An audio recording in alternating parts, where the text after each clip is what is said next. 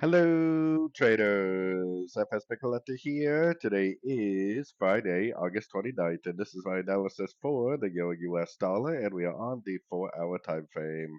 So, like I was saying yesterday, I think this right here could be a regular flat.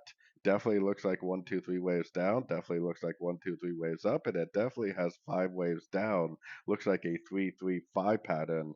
If that is a flat, that means that we are back in the uptrend and it will on these 4-hour time frame and up be making higher highs and higher lows.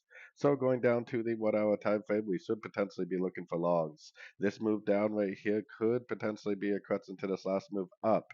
So if we get some sort of a three-way pullback to one of these fib levels and then an aggressive turn to the upside, I definitely would continue to look for longs unless it goes down and breaks this low right here. I am definitely going to continue to look for logs at the end of three-way pullbacks and Fibonacci bounces until the market tells me otherwise, especially the US dollar index.